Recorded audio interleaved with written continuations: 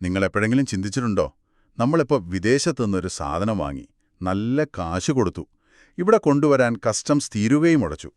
പക്ഷെ ഇവിടെ എത്തിയപ്പോഴോ സാധനം ചിലപ്പോൾ കേടായിരിക്കും, അല്ലെങ്കിൽ നമ്മൾ ഓർഡർ ചെയ്ത സാധനമേ അല്ല. അയ്യോ, അപ്പോൾ എന്തു ചെയ്യും? ആ അടച്ച കസ്റ്റംസ് പൈസ അത് വെറുതെ പോയോ? അല്ലേ? അല്ലെങ്കിൽ ഒരു ബിസിനസ്സാണെന്ന് വെക്കുക. നിങ്ങൾ കുറേ സാധനങ്ങൾ, അസംസ്കൃത വസ്തുക്കൾ ഇറക്കുമതി ചെയ്തു. എന്നിട്ട് ഇവിടെ അതുകൊണ്ട് പുതിയൊരു സാധനം ഉണ്ടാക്കി. എന്നിട്ട് അത് തിരികെ കയറ്റുമതി ചെയ്യുന്നു. അപ്പോൾ ആദ്യം അടച്ച ആ ഇറക്കുമതി തീരുവ, അതിൻ്റെ കാര്യം എന്താവും? ഇന്ന് നമ്മൾ കുറച്ച് ആഴത്തിൽ പരിശോധിക്കാൻ പോകുന്നത് 1962 നമ്മുടെ കസ്റ്റംസ് നിയമത്തിലെ ഒരു പ്രധാന ഭാഗമാണ് അധ്യായം 10. ഇതിൽ പറയുന്ന ഒരു കാര്യമാണ് ഡ്രോബാക്ക്. കേട്ടിട്ടുണ്ടോ? ആ, ഡ്രോബാക്ക്. ലളിതമായി പറഞ്ഞാൽ, ചില പ്രത്യേക സാഹചര്യങ്ങളിൽ ഇപ്പോ നിങ്ങളടച്ച കസ്റ്റംസ് ഡ്യൂട്ടിയില്ലേ, അത് തിരികെ കിട്ടാനുള്ള ഒരു വഴിയാണ്. പ്രധാനമായും നമ്മുടെ കയറ്റുമതിയൊക്കെ പ്രോത്സാഹിപ്പിക്കാനും, അല്ലെങ്കിൽ ചിലപ്പോൾ ഇങ്ങനെ സാധനങ്ങൾ തിരിച്ചയക്കേണ്ടി വരുമ്പോൾ ഒരു നഷ്ടം വരാതിരിക്കാനും ഒക്കെയാണ് ഈ ഒരു സംവിധാനം. ശരി. നമ്മുടെ ഇന്നത്തെ ഈ ഒരു ചർച്ചയ്ക്ക് നമ്മൾ നോക്കുന്നത് കസ്റ്റംസ് നിയമം 1962 ഈ 10-ാം അധ്യായം തന്നെയാണ്. അതിൽ സെക്ഷൻ 74, 75, 76 ഈ വകുപ്പുകളാണ് പ്രധാനം. എപ്പോഴൊക്കെ എങ്ങനെയൊക്കെ ഈ ഡ്രോബാക്ക് നിങ്ങൾക്ക്, അതായത് കേൾക്കുന്ന നിങ്ങൾക്ക് പ്രയോജനപ്പെടുത്താം, എന്തൊക്കെ കാര്യങ്ങൾ ശ്രദ്ധിക്കണം, ഇതൊക്കെ ഒന്ന് വ്യക്തമാക്കുക. അതാണ് നമ്മളിന്ന് ശ്രമിക്കുന്നത്. ഓക്കെ, അപ്പം നമുക്ക് ആദ്യത്തെ ഒരു സിറ്റുവേഷനിലേക്ക് പോകാം. ഞാൻ നേരത്തെ പറഞ്ഞില്ലേ, ഇറക്കുമതി ചെയ്തൊരു സാധനം അത് അതേപടി ഉപയോഗിക്കാതെ തിരിച്ചയക്കേണ്ടി വന്നാൽ അപ്പോൾ തീരുവ തിരികെ കിട്ടുമോ? അതാണല്ലോ സെക്ഷൻ 74 കൂടുതലും പറയുന്നത്. അതെ, തീർച്ചയായും.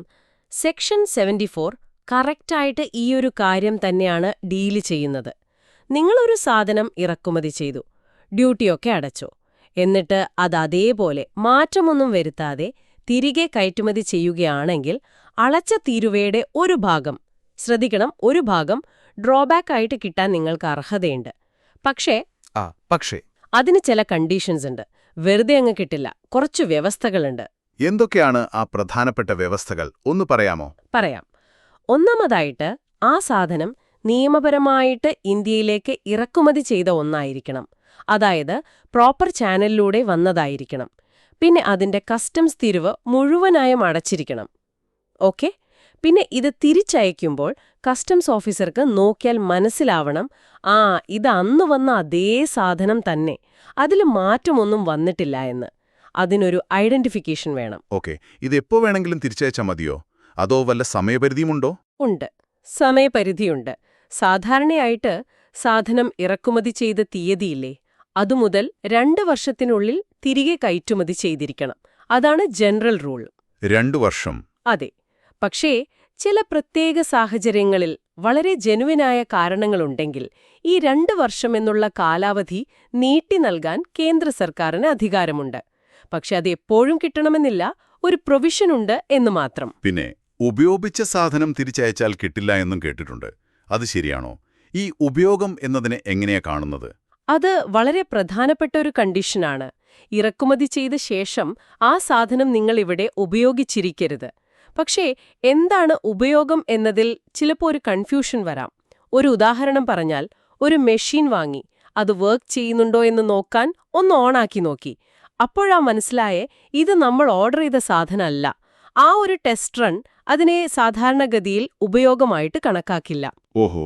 എന്നാൽ നിങ്ങൾ ആ മെഷീൻ നിങ്ങളുടെ ഫാക്ടറിയിൽ ഇൻസ്റ്റാൾ ചെയ്ത് അതുകൊണ്ട് സാധനങ്ങൾ ഉണ്ടാക്കാൻ തുടങ്ങിയാൽ അത് ഉറപ്പായും ഉപയോഗമാണ്, അല്ലേ? പിന്നെ ഡ്രോബാക്ക് കിട്ടില്ല. അപ്പോൾ സാധനം തിരിച്ചറിയാൻ വേണ്ടി നടത്തുന്ന പരിശോധനകൾക്കൊന്നും സാധാരണ ഉപയോഗം എന്ന നിർവചനം വരാറില്ല. ഓക്കെ, അപ്പോൾ ഉപയോഗിച്ചിട്ടില്ല, ഏകദേശം 2 വർഷത്തിനുള്ളിലാണ് തിരിച്ചയക്കുന്നത്. ഇത് അന്ന് വന്ന അതേ സാധനമാണെന്ന് തെളിയിക്കുകയും വേണം. ശരി. ഇത് തിരികെ കിട്ടാൻ നമ്മൾ എന്തെങ്കിലും അപേക്ഷയോ മറ്റോ കൊടുക്കേണ്ട ആവശ്യമുണ്ടോ? തീർച്ചയായും വേണം. വെറുതെ ഇരുന്നാൽ കിട്ടില്ല. നമ്മൾ അങ്ങോട്ട് ക്ലെയിം ചെയ്യണം. അതിനൊരു നിശ്ചിത ഫോർമാറ്റുണ്ട്, ഒരു സമയപരിധിയുണ്ട്.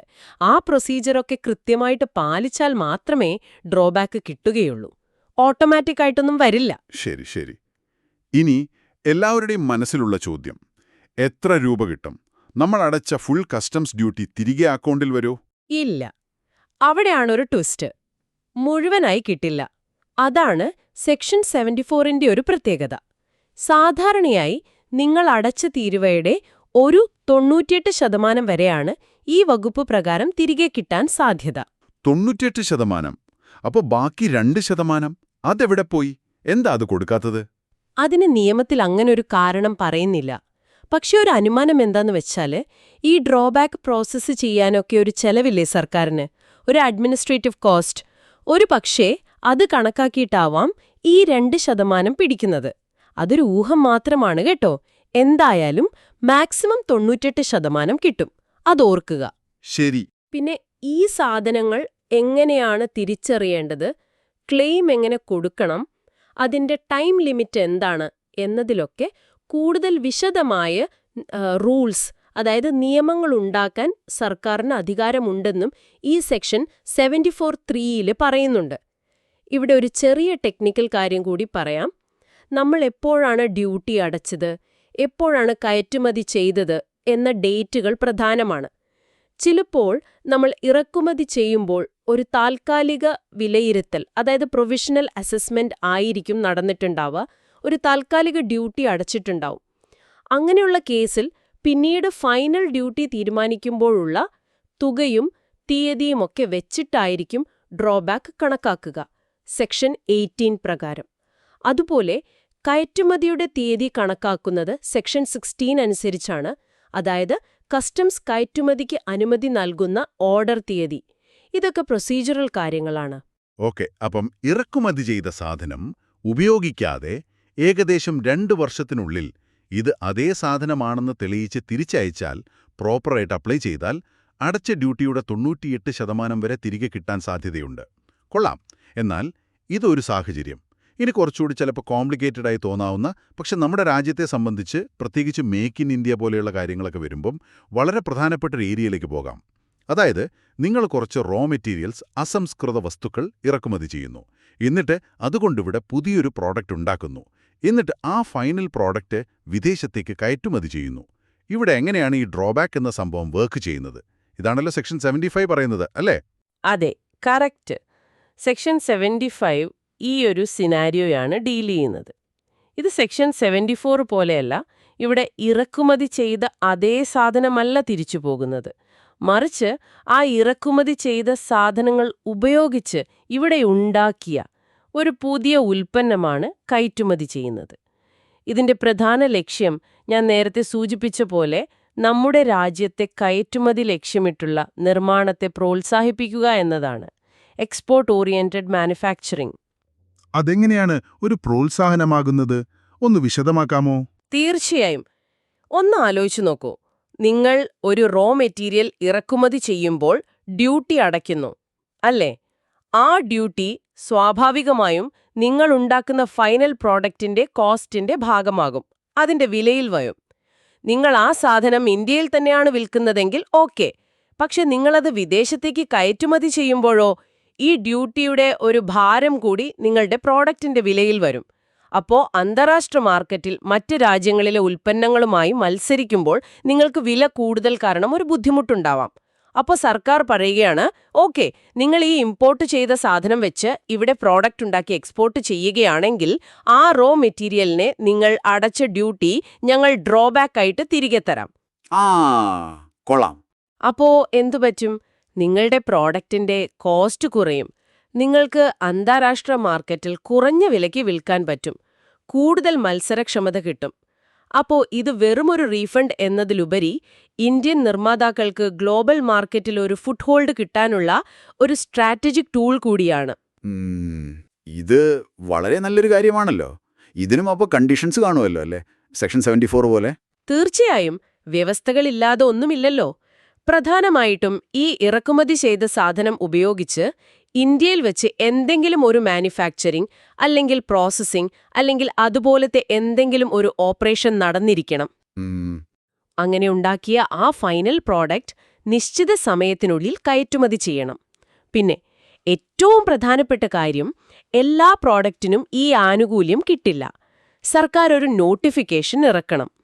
ഇന്നിന്ന സാധനങ്ങൾ കയറ്റുമതി ചെയ്യുമ്പോൾ അതിനുപയോഗിച്ച് ഇറക്കുമതി ചെയ്ത വസ്തുക്കളുടെ ഡ്യൂട്ടി ഡ്രോബാക്ക് ആയിട്ട് കൊടുക്കാം എന്ന് സർക്കാർ ഒരു വിജ്ഞാപനം വഴി പറഞ്ഞിട്ടുണ്ടെങ്കിൽ മാത്രമേ ഇത് കിട്ടൂ. അതുപോലെ ഡ്രോബാക്ക് കിട്ടാത്ത സാധനങ്ങളുടെ ഒരു ലിസ്റ്റ് ഉണ്ടാവാം. അതിൽ നിങ്ങളുടെ പ്രോഡക്റ്റ് പെടാനും പാടില്ല. ഓഹോ, അപ്പൊ സർക്കാർ നോട്ടിഫിക്കേഷൻ ഇറക്കിയാൽ മാത്രമേ ആ പ്രത്യേക ഉൽപ്പന്നത്തിന് ഇത് ബാധകമാവൂ. അത് നിർബന്ധമാണ്. ശരി, ഇവിടെ എങ്ങനെയാണ് ഈ ഡ്രോബാക്ക് എമൗണ്ട് കണക്കാക്കുന്നത്? നേരത്തെ പറഞ്ഞ 98% എന്ന പോലെ വല്ല കണക്കുമുണ്ടോ? ഇല്ല, ഇവിടെ രീതി കുറച്ചുകൂടി വ്യത്യസ്തമാണ്. സെക്ഷൻ 75(2) പ്രകാരം 2 പ്രധാന രീതികളാണ് പറയുന്നത്. ഒന്ന്, നിങ്ങൾ ആ കയറ്റുമതി ചെയ്ത ഉൽപ്പന്നത്തിൽ ഉപയോഗിച്ച ഇമ്പോർട്ടഡ് മെറ്റീരിയൽസിന് യഥാർത്ഥത്തിൽ നിങ്ങൾ എത്ര ഡ്യൂട്ടിയാണോ അടച്ചത്, ഡ്യൂട്ടി ആക്ച്വലി പെയ്ഡ്, ആ തുക കണക്കാക്കി തരാം. പക്ഷേ ഇതിന് വളരെ കൃത്യമായ കണക്കുകളും റെക്കോർഡ്സും ഒക്കെ സൂക്ഷിക്കണം. അത് കുറച്ച് കോംപ്ലിക്കേറ്റഡ് ആകാം ചിലപ്പോൾ. ശരി. രണ്ടാമത്തെ രീതി, സർക്കാർ ചിലപ്പോൾ നിയമങ്ങളിലൂടെ ഒരു ശരാശരി നിരക്കങ്ങ് നിശ്ചയിക്കും. അതായത്, ഒരു പ്രത്യേകതരം ഷർട്ട് ഉണ്ടാക്കാൻ സാധാരണ ഇത്രയൊക്കെ ഇമ്പോർട്ടഡ് തുണിയും ബട്ടണുമൊക്കെ വേണ്ടിവരും, അതിന് ഏകദേശം ഇത്ര ഡ്യൂട്ടി വരും എന്നൊക്കെ കണക്കാക്കി ഒരു ശരാശരി ഡ്രോബാക്ക് റേറ്റ് അങ്ങ് ഫിക്സ് ചെയ്യും. ഇത് കാൽക്കുലേഷൻസ് കുറച്ച് എളുപ്പമാക്കും. ഒരുപാട് എക്സ്പോർട്ടേഴ്സിന് ഇത് ബാധകമാക്കാനും എളുപ്പമാണ്. ഈ ശരാശരി നിരക്ക് എന്നത് കേൾക്കാൻ എളുപ്പമുണ്ടെങ്കിലും അത് ചിലപ്പോൾ നമ്മൾ യഥാർത്ഥത്തിൽ അടച്ച ഡ്യൂട്ടിയേക്കാൾ കുറവോ കൂടുതലോ ആകാൻ സാധ്യതയില്ലേ? നല്ല പോയിന്റ്. അതിലേക്ക് നമുക്ക് ഈ ചർച്ചയുടെ അവസാനം ഒന്നുകൂടി വരാം. ഈ നിരക്കുകൾ എങ്ങനെ കണ്ടുപിടിക്കണം, ഏതൊക്കെ സാധനങ്ങൾക്ക് ഡ്രോബാക്ക് കൊടുക്കരുത്, ഈ മാനുഫാക്ചറിംഗ് പ്രോസസ്സൊക്കെ കസ്റ്റംസ് ഓഫീസർമാർക്ക് എങ്ങനെ പരിശോധിക്കാം, അതായത് ഫാക്ടറിയിൽ വന്ന് നോക്കാനുള്ള അധികാരം ഉൾപ്പെടെ, പിന്നെ ക്ലെയിം ചെയ്യേണ്ട രീതി, അതിന്റെ സമയം, ഇതെല്ലാം വിശദമായ ചട്ടങ്ങൾ വഴി സർക്കാർ ഉണ്ടാക്കും. ഇവിടെ സർക്കാരിന് ഇൻട്രസ്റ്റിംഗ് ആയ വേറൊരു പവർ കൂടിയുണ്ട്. സെക്ഷൻ 75(3) പ്രകാരം മുൻകാല പ്രാബല്യത്തോടെ റെട്രോസ്പെക്റ്റീവ് എഫക്റ്റ് ഡ്രോബാക്ക് നിരക്കുകൾ നിശ്ചയിക്കാനും മാറ്റം വരുത്താനുമൊക്കെ സർക്കാരിന് അധികാരമുണ്ട്. അതായത്, ഒരു നിയമം ഇന്ന് പാസാക്കിയാലും ഒരു പഴയ ഡേറ്റ് മുതൽ ഈ റേറ്റ് ബാധകമാണ് എന്ന് സർക്കാരിന് വേണമെങ്കിൽ പറയാം. ഇത് ചിലപ്പോൾ എക്സ്പോർട്ടേഴ്സിന് മുൻപ് ചെയ്ത കയറ്റുമതിക്കും ഗുണം ചെയ്തേക്കാം. കൊള്ളാം. അപ്പോൾ സെക്ഷൻ 74ഉം 75ഉം ഡ്രോബാക്ക് എങ്ങനെയൊക്കെ കിട്ടും എന്നാണ് പറയുന്നത്. കേൾക്കുമ്പോൾ ഇതൊക്കെ നല്ല ആനുകൂല്യങ്ങളായിട്ട് തോന്നുന്നുണ്ട്. പക്ഷേ ഇത് ചിലപ്പോൾ ആളുകൾ മിസ്യൂസ് ചെയ്യില്ലേ? അതായത് വെറുതെ ഡ്രോബാക്ക് കിട്ടാൻ വേണ്ടി എന്തെങ്കിലുമൊക്കെ ചെയ്യില്ലേ? അല്ലെങ്കിൽ എല്ലാ കണ്ടീഷനും ശരിയായാലും ഡ്രോബാക്ക് കിട്ടാതെ വരുന്ന വല്ല സാഹചര്യമുണ്ടോ? തീർച്ചയായും. അതിനെക്കുറിച്ചാണ് സെക്ഷൻ 76-ൽ പറയുന്നത്. Prohibition and regulation of drawback. അതായത് ഡ്രോബാക്ക് നിരോധിക്കുന്നതും നിയന്ത്രിക്കുന്നതും. ഈ സംവിധാനം ദുരുപയോഗം ചെയ്യാതിരിക്കാനും പിന്നെ ചില പ്രായോഗിക ബുദ്ധിമുട്ടുകൾ ഒഴിവാക്കാനും വേണ്ടി ചില കണ്ടീഷൻസിൽ ഡ്രോബാക്ക് കൊടുക്കില്ല എന്ന് നിയമം പറയുന്നുണ്ട്. പ്രധാനമായിട്ടും ഒരു 3 സാഹചര്യങ്ങളാണ് അതിൽ വരുന്നത്. ഒന്ന്, നിങ്ങൾ കയറ്റുമതി ചെയ്യുന്ന സാധനത്തിന്റെ മാർക്കറ്റ് വില. ആ വില നിങ്ങൾക്കതിന് കിട്ടാൻ സാധ്യതയുള്ള ഡ്രോബാക്ക് എമൗണ്ടിനേക്കാൾ കുറവാണെങ്കിൽ ഡ്രോബാക്ക് കിട്ടില്ല. അതെങ്ങനെ? ഒരു ഉദാഹരണം പറയാമോ? പറയാം. ഇപ്പൊ നിങ്ങൾക്ക് ഒരു സാധനം കയറ്റുമതി ചെയ്താൽ 100 രൂപ ഡ്രോബാക്ക് കിട്ടും എന്ന് കരുതുക. പക്ഷേ ആ സാധനത്തിന് പുറത്ത് മാർക്കറ്റിൽ ആകെ 80 രൂപയെ വിലയുള്ളൂ. അപ്പോ നിങ്ങൾ 80 രൂപയുടെ സാധനം കയറ്റി അയച്ചിട്ട് 100 രൂപ ഡ്രോബാക്ക് മേടിക്കാൻ നോക്കിയാൽ അത് നടക്കില്ല. വെറുതെ ഡ്രോബാക്ക് ഉണ്ടാക്കാൻ വേണ്ടി മാത്രം വിലയില്ലാത്ത സാധനങ്ങൾ കയറ്റുമതി ചെയ്യുന്നത് തടയാനാണ് ഈ ഒരു കണ്ടീഷൻ. ഓക്കെ, മനസ്സിലായി. 2, നിങ്ങൾക്ക് കിട്ടേണ്ട ആകെ ഡ്രോബാക്ക് തുക വളരെ ചെറുതാണെങ്കിൽ, നിയമത്തിൽ പറയുന്നത് 50 രൂപയിൽ കുറവാണെങ്കിൽ, അങ്ങനെയുള്ള കേസിലും സാധാരണ ഡ്രോബാക്ക് അനുവദിക്കില്ല. കാരണം ഇത്ര ചെറിയ തുകയുടെ ക്ലെയിം പ്രോസസ് ചെയ്യാനുള്ള ബുദ്ധിമുട്ട് ഒഴിവാക്കാൻ വേണ്ടിയാണ്. ശരിയാണ്, 50 രൂപയ്ക്ക് വേണ്ടി വലിയ പ്രോസസ് ചെയ്യുന്നത് നഷ്ടമാവും. അതെ. മൂന്നാമത്തെ കാര്യം കുറച്ചുകൂടി സീരിയസ് ആണ്.